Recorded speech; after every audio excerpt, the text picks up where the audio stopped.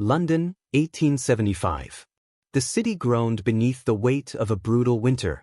Smoke from thousands of chimneys clung low to the ground, mixing with a damp fog that crept through every crack in the brickwork. The air itself seemed tired, heavy with soot, sickness, and the quiet mourning of a city that had grown accustomed to burying its children. In this era, death was not a stranger. It was an expected visitor. It came quietly in the night, often without warning, stealing the breath from the youngest and the weakest. Entire families were cut down by illnesses we now regard as minor inconveniences: scarlet fever, measles, pneumonia. In crowded tenements, these diseases moved like wildfire, feeding on poverty, damp walls, and unventilated rooms. Children could go to bed with a fever and never open their eyes again. The mortality statistics of the time tell a grim truth. Nearly 1 in 5 children in London would not live to see their 5th birthday.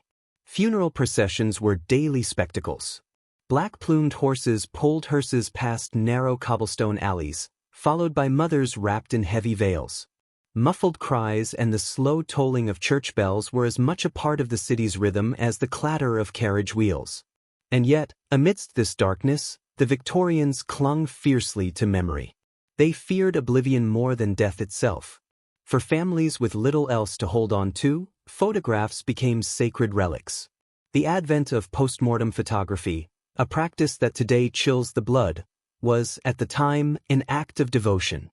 Photographers posed the dead as though they were still living, propped upright in chairs, surrounded by family, or arranged to appear gently asleep. These portraits were often the only tangible memory of a loved one that the living would ever have. This cultural ritual did not emerge from morbidity but from desperation. In an age without antibiotics or reliable healthcare, parents could not protect their children from the invisible enemies that drifted through the air. They could only preserve their faces, their likeness, their image, a fragment of them frozen in silver nitrate. This was the world into which Margaret Finch was born. A world where a woman might give birth to 3 children and bury 2. A world where grief was expected, but how one grieved defined how society saw them. There were rules for mourning: how long to wear black, how to arrange flowers, even how to speak of the dead. But there were also invisible lines one was never meant to cross, lines separating devotion from obsession. Margaret lived on Redfern Lane, a row of modest flats that smelled of coal, damp fabric, and boiling cabbage. She was neither rich nor poor, just one of many widows trying to survive in a city where survival was a fragile privilege. When her husband died of cholera 2 winters prior, she poured everything she had into her daughter Clara, the last warm thread connecting her to the life she'd once known. Clara Finch was a bright child with soft curls the color of corn silk and a laugh that, according to neighbors, carried down the stairwell like a bell. For Margaret, she was not merely a child. She was proof that the world had not taken everything. Proof that love still existed. But love in an age like this was always balanced on a knife's edge. A single cough could tip it into tragedy. A single night could turn laughter into silence. And when silence finally fell on the Finch home, Margaret's world did not simply shatter, it collapsed inward. In the weeks that followed, the line between love and madness would blur. And what began as a mother's grief would grow into something far more unsettling, an obsession that would echo through decades, preserved in a single photograph. For in a time when death was a frequent guest, most learned to let it pass through the door. But Margaret Finch would not open the door. She would lock it, and she would keep what death had tried to take. At first glance, the photograph appears to be nothing more than a tender portrait of a mother and child. A woman dressed in heavy mourning black sits on a wooden chair, her posture rigid, her eyes fixed on the camera with an intensity that seems to pierce the glass. In her arms rests a little girl, draped in a soft white nightdress, her golden curls arranged with careful precision. The child's hands lie gently in her lap, and her face is serene, almost angelic. A ribbon, pale and frayed at the edges, is tied around one wrist. She appears to be in a deep, peaceful sleep. But Clara Finch was not sleeping. The moment captured on that cold March afternoon was not a celebration of life, but a desperate attempt to deny death. The little girl in the photograph had died 3 days earlier, her body kept in her mother's care far longer than the living ever should remain with the dead. To understand this image, one must understand the world in which it was created. Photography in the Victorian era was not the casual practice it is today. It was deliberate, expensive, and often final. Many families never had a single photograph taken while their loved ones were alive. For the poor and lower middle classes, post-mortem photography was their only chance to create a permanent record of someone they loved. The practice was steeped in symbolism. Children were often photographed lying on cushions or cradled in their mother's arms, as if they had simply fallen asleep. Flowers were used to suggest innocence. White gowns symbolized purity and the soul's journey to heaven. The dead were treated as if their bodies were delicate porcelain dolls, dressed, posed, and carefully arranged to mimic the life that had already fled. Margaret Finch was not the first grieving mother to commission such a photograph, but what set her apart was the way she crossed unspoken boundaries. Most families summoned the photographer within hours of death. While the body was still pliable, the skin still capable of being made to look lifelike. But Margaret waited. 3 long days passed in the stale air of her apartment. Each night, she whispered to Clara as though the child could hear her. She spoke of spring, of how the flowers would bloom soon, of how they would visit the park together once Clara felt better. She brushed the child's hair each morning, smoothing out invisible tangles, arranging curls as though preparing her for school. The neighbors noticed the drawn curtains, the absence of the girl's bright laughter. Some knocked, but Margaret always replied through the door with a calm, unwavering voice. "She's resting. Just resting." By the time Margaret wrapped Clara's body in a white blanket and carried her through the fog toward the photography studio, decomposition had begun its quiet work. Beneath the rosewater and lavender oil, the faint sweetness of death followed her like an invisible companion. And still, Margaret walked with the child pressed close to her chest as though she might warm her back to life. The studio itself was a small, dimly lit room on Bishopsgate Street, smelling faintly of chemicals and damp wood. The photographer, Henry Blackwell, was used to grief. His clients rarely smiled. He specialized in post-mortem portraits, a profession that balanced art and tact, compassion and commerce. He had seen mothers collapse beside the bodies of their children, fathers weep silently behind starched collars, brothers and sisters stiffly holding the hands of those who had already grown cold. But Margaret was different. When she entered the studio, she did not cry. She did not tremble. She simply stood, clutching the bundle, her eyes locked on Henry's as if daring him to question what she carried. When she slowly revealed Clara's face, Henry froze, not out of shock at seeing death, but at seeing how long that death had lingered. He could tell instantly, in the subtle stiffening of the limbs, the faint pallor of the skin, the way the lips had tightened into stillness. "Shall I prepare the chair?" he asked softly, already reaching for the camera. "No," Margaret replied. Her voice was low but steady. "She wants to sit with me. She always sits with me." She took her place on the chair, arranging Clara across her lap as though the child were only half asleep, head resting on her shoulder, curls cascading down like sunlight trapped in hair. Henry hesitated for a brief moment. He had taken hundreds of these photographs, but something in her gaze unsettled him. It was not sorrow alone. It was possession. He lit the lamps and positioned the camera. Margaret did not blink. She did not shift. Her hands were locked around the child's body with a quiet ferocity that made him wonder what would happen if he tried to separate them. The shutter clicked. A moment was captured. A moment that would outlive both of them. When the image developed hours later in the darkroom, Henry studied it under the dim red light. Margaret's eyes seemed almost alive in the print, burning with something raw and unsettling. Clara, by contrast, was perfect stillness, pale skin, faint shadows around the lips, hair too carefully placed. The illusion of sleep was convincing at first glance, but the longer one stared, the more the truth revealed itself. The slight rigidity of her neck, the unnatural droop of her wrist, the heavy stillness of the dead. What should have been a portrait of love now carried a strange weight, an invisible thread between the living and the dead that was stretched too far, held too tightly. Henry did not know it then, but that single photograph would follow him for the rest of his life. The photograph arrived 2 days later, wrapped carefully in brown paper and tied with twine. The packet was small, delicate, no larger than a folded handkerchief, but it felt heavier in Margaret's hands than a coffin lid. She did not open it immediately. Instead, she placed it on the kitchen table beside Clara's untouched teacup. The air inside the flat was stale, as though even the walls were holding their breath. She sat down opposite the package and stared at it, hour after hour, as the fog outside thickened and the afternoon light slowly drained from the room. The clock ticked steadily. Margaret didn't move. Only when night finally arrived, when the last trace of daylight vanished and silence pressed down like a velvet shroud, did she untie the twine. Her fingers trembled as she peeled back the paper, revealing the photograph beneath. There they were. Margaret, in black morning dress, sitting upright with a solemn dignity. Clara, in her white nightgown, curled against her as though cradled by sleep. The composition was flawless, the tones crisp and clear. The photographer had softened the shadows around the child's face, lending her an ethereal glow that made her appear almost luminous. The faint trace of her mother's hand around her shoulder completed the illusion, warmth where there was none. Margaret ran her fingers across the image as though the surface might still hold warmth.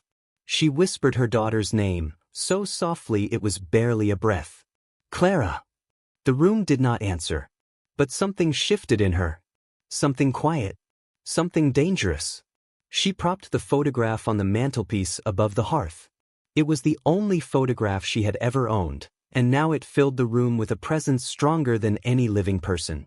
She lit a single candle in front of it, as though the image itself required light to breathe.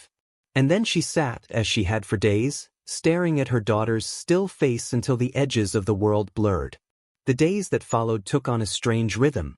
Margaret no longer spoke to the neighbors. She no longer left the house except to fetch coal and bread. Each morning, she wiped the glass of the photograph with a linen cloth, removing the thin layer of soot that crept into every London home. Each night, she whispered to Clara as though the photograph itself could hear her. "Good night. Sleep well." But sleep no longer came for Margaret. In the stillness of the flat, in the long hours between midnight and dawn, her mind began to betray her. She thought she saw subtle changes in the image, a softening around Clara's mouth, a hint of warmth in her cheeks. Once, in the flicker of candlelight, she could have sworn the child's eyes glimmered faintly, like embers under ash. At first, she dismissed these as tricks of the light. A tired mind. A grieving heart. But the illusion grew more convincing with each night. The longer she stared, the more the photograph seemed to breathe with a rhythm all its own. Then came the first sound. A soft, almost imperceptible exhalation, like the sigh of a child in deep sleep. It drifted through the room just as the church bell struck 2. Margaret froze. Her heart hammered against her ribs. But when she looked again, nothing had changed. The photograph sat still on the mantelpiece, Clara's face as serene as ever. She told herself it was the wind. A draft through the chimney. A creaking floorboard. But somewhere beneath reason, something else stirred, a tiny, bright spark of hope she had not felt since the day Clara's breath left her body. Each night after that, Margaret waited. She began to listen for the sound deliberately, holding her breath, straining against the silence. And almost without fail, it came. A soft sigh, a whisper in the air, always from the direction of the photograph. By the end of the week, she began to speak back. "I hear you, my darling," she whispered one night, her voice cracking like old paper. "I hear you. I never left you. You're still here with me." And then she started to believe it. The photograph, once just an image, became a threshold, a fragile boundary between two worlds. She no longer thought of it as paper and ink but as Clara herself, captured in a way that neither rot nor burial could erase. Her neighbors noticed the change in her. The woman who once exchanged small smiles and polite greetings now kept her curtains closed and her door locked. When the grocer knocked to deliver bread, she barely opened the door wide enough to take it. Her voice, when she spoke, was distant, as though part of her remained somewhere far away. Inside the flat, she rearranged everything to face the mantelpiece. The table. The chair. Even the single oil lamp was angled to cast its warmest light upon Clara's face. It became a shrine, a sanctuary, and a trap. Sometimes she thought she saw the faintest movement in the photograph, the smallest twitch of a finger, the flicker of an eyelash. At other times, she was sure she smelled the scent of her daughter's hair, warm and sunlit, though the windows had not been opened in days. Grief had begun as a wound. Now it was a current, pulling her under. And the photograph, once silent, had begun to speak.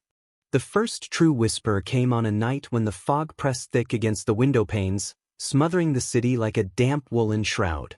Coal smoke crept through the cracks beneath the door, mingling with the heavy scent of lavender oil Margaret dabbed on her handkerchief to mask the city's stink.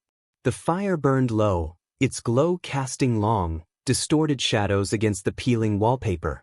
She sat in her usual chair before the mantelpiece, hands folded tightly in her lap, eyes fixed on Clara's photograph. She had not lit any other lamp in the flat. The entire room was bathed in the faint, flickering gold of the single flame burning beneath the picture. For hours, there was only silence, the kind of silence that doesn't simply fill a room but listens back. And then, as the clock struck 3, it came. "Mama." Margaret's head jerked upward. The sound was faint, but it was no longer a sigh or the whisper of wind. It was a word. It was her voice. Her breath caught painfully in her chest. She leaned forward, fingers gripping the arms of the chair so tightly that her knuckles whitened. Her heart thundered, but beneath the fear, something bright bloomed, a terrible, fragile hope. "Clara," she whispered. Nothing moved. The photograph remained still, Clara's face frozen in its serene, eternal stillness. The shadows shifted with the firelight, but the room gave no other sign that anything had spoken. Perhaps she had imagined it, a trick of the mind. But her heart insisted otherwise. It had not been wind. It had not been creak or sigh. It had been Clara. She rose slowly, as though afraid that even a footstep might break whatever spell hung in the air. She moved toward the mantelpiece. Her fingertips brushed the edge of the frame. "Darling, say it again." The silence that followed was unbearable. The kind that stretched until it felt alive, breathing in the corners of the room. Margaret pressed her forehead against the photograph's cold glass, the way she had once pressed it against her child's fevered brow. And then, softly, tremulously, came another whisper. "Mama." Her knees nearly buckled beneath her. Tears spilled down her cheeks, hot against the winter chill of the room. It was her daughter. Not a memory. Not a dream. Her daughter was calling to her. In the days that followed, the whispers returned more frequently. Sometimes a single word, "Mama." Sometimes something longer, fragments too faint to grasp. Margaret began to live for those moments, the dark hours when the world outside was asleep and Clara's voice rose like mist from the photograph. She stopped going to the market. The grocer's knocks went unanswered. Neighbors noticed the smell, an old, stale odor that no amount of lavender oil could conceal. They whispered to one another in the stairwell, "The poor widow's losing her mind." Margaret didn't care. All that mattered was the voice. She began to light more candles around the mantelpiece, creating a halo of gold around her daughter's image. She spoke to the photograph as though Clara were seated across from her at the table, just as she had before death came. "Do you miss the park, my darling?" she would murmur. "Do you still like your ribbon?" When no answer came, she filled the silence with stories, memories of spring picnics, walks along the river, the way Clara's small hand once fit perfectly into hers. But every night, without fail, the photograph would eventually answer in whispers. Sometimes the voice came soft as a breath, other times sharp as a needle in the dark. And though Margaret never saw Clara move, the room began to change around her. She would catch the faint rustle of fabric behind her when no one else was there. A ribbon once tied to the child's wrist now lay inexplicably on the floor beneath the mantel. On another night, she awoke to find the photograph lying face down on the hearthrug, though no draft or tremor could have moved it. The line between memory and reality began to thin like worn lace. Margaret no longer slept in her bed. She stayed by the fire through the night, her eyes fixed on Clara's face, terrified to look away. She barely ate. Her fingers grew thin and pale, her cheeks hollow. But her eyes burned with feverish devotion. "Stay with me," she whispered to the image one night, her voice trembling. "Don't leave me. Not again." The reply came slower this time, drawn out as though from somewhere deep and cold. "Never." The words slithered through the room like smoke. It didn't sound quite like Clara anymore, not the bright, bell-like voice she remembered. It was thinner, distant. But Margaret didn't notice, or perhaps she refused to. She only pressed her lips to the glass, whispering, "I love you," into the darkness. Outside, the city carried on without her. Funeral bells tolled somewhere in the fog, carriages rattled down the cobblestones, and children coughed in narrow stairwells. Death, as it always had, came and went like a neighbor calling for tea. But inside Margaret Finch's flat, something else had been invited in. Something that had learned to speak with a dead child's voice. And it was growing bolder. The whispers no longer waited for night. They came in the stillness of afternoon, when the fog hung low over the rooftops and sunlight struggled to pierce the film of soot on the windows. They came in the morning too, when the grocer's cart rattled down the lane and the world outside continued, unbothered, unaware. What had once been rare, something Margaret waited for with bated breath, became constant. The voice was everywhere now. It threaded itself through the creaking of the floorboards, the hush of the chimney, the rustle of curtains when no wind touched them. It was Clara. Always Clara. "Mama." Her voice had changed. Margaret told herself it was only because it came from far away, through the veil between the living and the dead. But deep down, she recognized something colder in it now.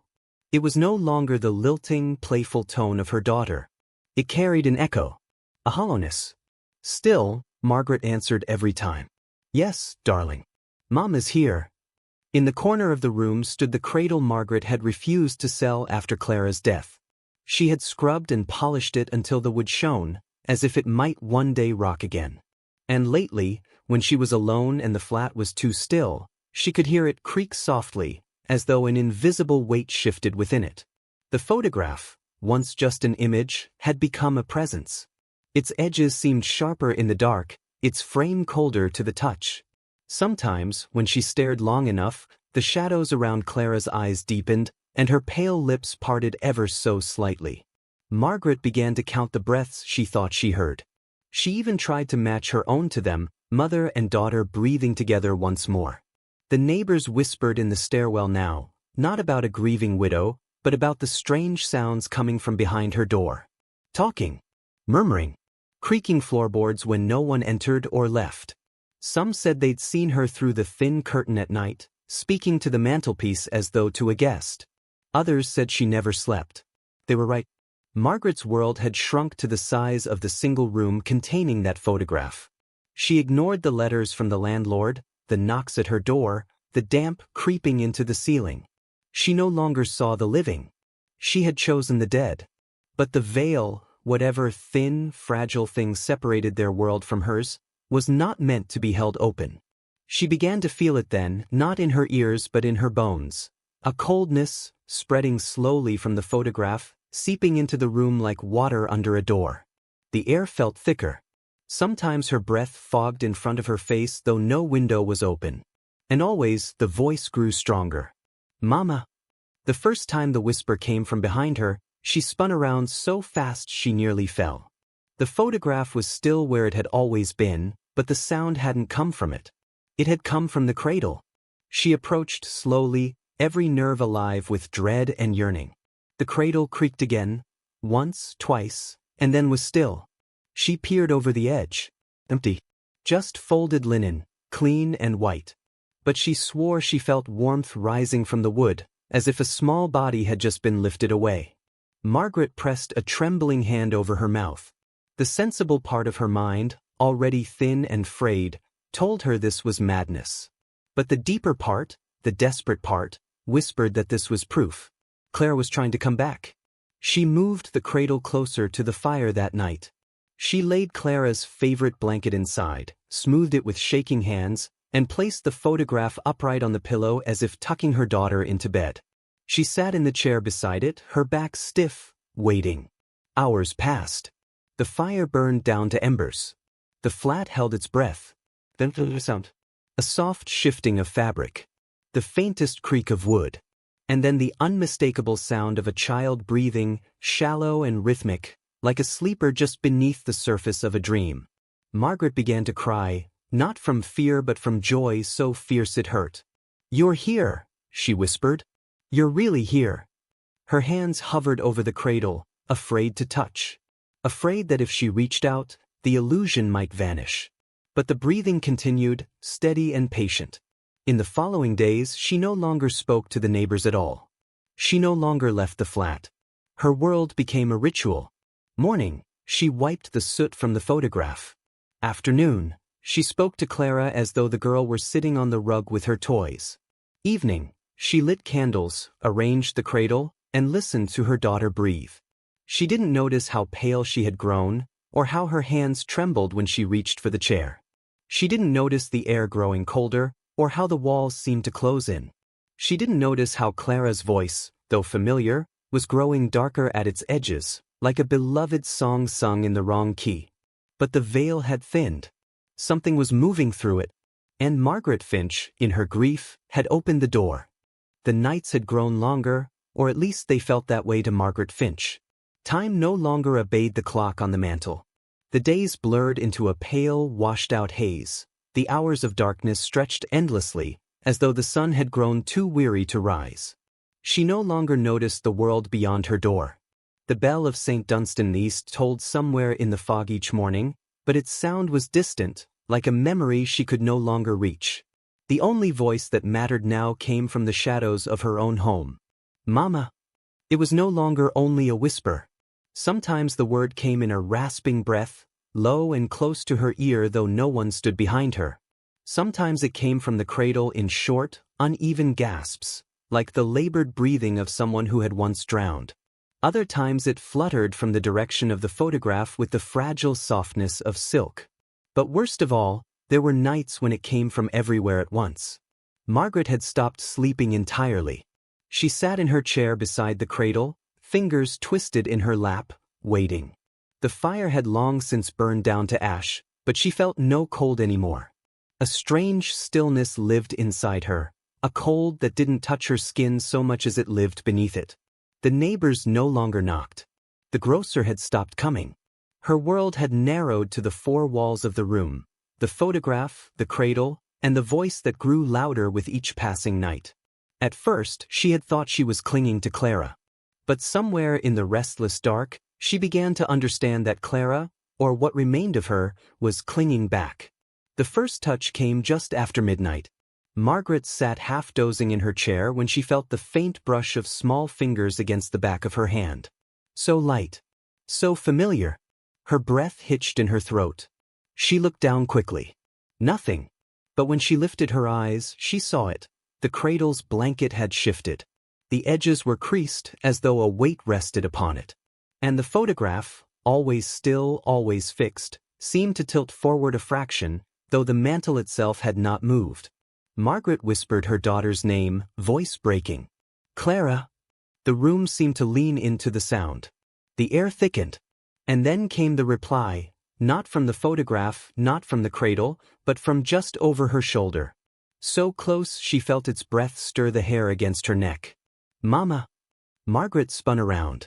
The chair creaked violently beneath her. Nothing. The room remained exactly as it was. But she knew then that the veil was thinning more with every hour. The voice was no longer trapped in the paper. It was no longer tied to the photograph. It was here. From that night onward, Clara's presence grew bolder. The candles flickered when no wind stirred.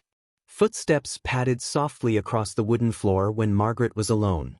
Sometimes the air filled with the faint scent of violets, Clara's favorite flower.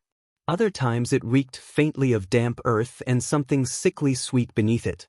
And then there were the nights when Margaret would wake from a half-sleep to find the cradle gently rocking itself, the blanket shifting as if an invisible child stirred beneath it. "Are you cold, my love?" she whispered once, wrapping the blanket tighter around the empty shape. Her hands didn't question the absence of warmth beneath the fabric. Her mind no longer recognized absence. It only recognized her. But the voice changed, slowly, like milk turning sour. Mama became longer, stretched, warped. Sometimes it was a soft coo, but other times it was a low hiss, threaded with something that had never belonged to her daughter. Mama. It began to speak other words too, broken, fragmented things that Margaret could not always understand. Words that didn't sound like English at all. Words that seemed to scrape the inside of her skull when she heard them. One night, she awoke to find every candle in the room burning at once, though she hadn't lit them. The air trembled with an invisible weight. She felt it then, the cold shape of a hand resting lightly on her cheek. Just like Clara's. But when she tried to cover it with her own, she touched nothing but air. Still, the pressure remained. The presence no longer lived in the photograph. It had stepped out, soft and invisible, moving through the room like smoke. And Margaret, exhausted and hollowed out by grief, did not resist. She welcomed it. "You're here," she whispered over and over. "You've come back to me." And perhaps, in some way, Clara had. But not alone. The photograph on the mantel was no longer a memory. It had become a doorway. Every night that Margaret whispered into it, every tear she shed before it, every moment she begged her child to stay, she had widened that doorway just a little more. And now, something else had noticed it was open. That night, as the church bell struck 3, Margaret heard it for the first time. A second breath beneath Clara's. Slower. Deeper. Heavy like damp soil pressing against wood. It came from the corner where the photograph hung, low and patient. Her heart pounded, but she did not look away. She couldn't. She only whispered her daughter's name, as if the sound itself might drown out whatever else had entered. But the whisper that answered her was not Clara's. It was older, hungrier, and it knew her name. Margaret. The night after the second voice first spoke her name, Margaret Finch could no longer pretend that she was alone in the house. She hadn't truly been alone for weeks, not since she'd started hearing Clara's whispers, but this was different. Clara's voice had always carried warmth, even when it sounded broken or far away. This new sound carried weight. It pressed against the walls and settled into the corners like damp rot. It wasn't like a stranger's voice. It was too close for that. It seemed to live inside the house, like the wood itself was speaking. The first time it said her name, Margaret, the sound had come from the corner where the photograph hung. But on the second night, it came from the floor beneath the cradle. Not under the house. Not from outside. Beneath the cradle. She had been sitting as she did every night, watching the candlelight tremble against the walls. The cradle had begun its slow, ghostly rocking on its own, a motion so soft that it could have been mistaken for a draft. But Margaret knew every breath of that house. There was no wind. She heard Clara's whisper first. Gentle. Familiar. Mama. And then it came, low, rasping, shaped by something that had once known human language but no longer spoke it cleanly. Margaret. She froze. Her lungs forgot their rhythm. The sound rose from the floorboards themselves, as if the earth beneath the house had learned to speak. It lingered, too long, wrapping itself around her name like roots around bone. The cradle stopped rocking. Margaret forced herself to her knees, hands trembling as she crawled toward it. The air near the floor was colder. The wooden boards were slick with damp, though no water had entered the room. She lowered her ear to the ground. There was a faint, steady sound. Breathing. Not a child's. Not Clara's. Something heavier. Older. A slow, dragging inhale, followed by a shuddering exhale, as if the earth itself were drawing breath beneath her. She whispered, barely moving her lips. Who's there? No answer, at first. Then the wood shuddered beneath her fingertips, and the voice returned, closer than before. Margaret. Her name slithered up from the dark like something wet and ancient. She jerked back, slamming into the wall behind her, eyes fixed on the cradle. For the first time since Clara's death, she felt not longing, but fear. That night, Margaret tried something she had never done before. She covered the photograph. She tore a piece of fabric from Clara's old dress, a soft lilac cotton, and draped it over the frame. Then she blew out the candles, plunged the room into darkness, and sat silently. But the voice didn't care. The house didn't need light to speak. At first there was nothing but the creak of settling wood. Then a series of soft knocks from beneath the cradle. 3 slow, measured taps. The pause. Then again. The voice followed. Margaret pressed her hands against her ears, but it didn't stop. The words weren't just in the air, they were inside her head, coiling beneath her skull like smoke. You open the door? Her mind flashed back to the countless nights spent whispering to the photograph, begging her daughter to return. The way the air had thickened. The rocking cradle. The violet scent. She had done this. She had opened something. I didn't mean, she whispered. But the voice spoke over her. You called? Now? I come. The next moment, the floorboards directly beneath the cradle groaned. Not a natural creak. A sound like wood straining against something that wanted to break through. She crawled forward, desperate, pulling the cradle away from its corner. Beneath it, the floor was changing. The old boards were splitting down their seams, not violently, but slowly, as though pushed from beneath by invisible hands. A thin black line snaked its way outward from the cracks, dark and wet like ink. Margaret stumbled back, knocking over the chair. No, she whispered. No, you can't have her. You can't. You gave her, the voice hissed. It was clearer now, more human. But not Clara's. The cradle suddenly toppled on its side with a hollow crash. The air filled with the smell of damp earth and something rotted underneath it. Margaret felt her stomach turn. In that thick darkness, she heard it move, a slow dragging sound beneath the floorboards, circling, waiting. That night, Margaret fled the room for the first time in weeks. She stumbled into the narrow hallway, pressing her back to the cold wall, gasping for breath. But even here, she could hear it. A whisper moving through the house like water through pipes. Margaret! She didn't sleep. She sat on the floor until morning light crept weakly through the window panes. By daylight, the cracks beneath the cradle had vanished, as though nothing had ever been there. But the fabric over the photograph was gone. In its place, the frame stood uncovered, tilted slightly toward her as though it had been waiting. The faint violet scent filled the room again, sweet and suffocating. And though the floor looked untouched, Margaret could still feel the cold radiating upward. Something had found the crack she'd made in the world. Something had decided to stay. She stared at the photograph for a long time, hands shaking at her sides. Her reflection stared back from the glass, a tired, hollow woman. But behind her image, faint and nearly invisible, a second face lingered in the shadows. A shape that wasn't Clara's. And then it whispered again, soft as soil falling on wood. Almost.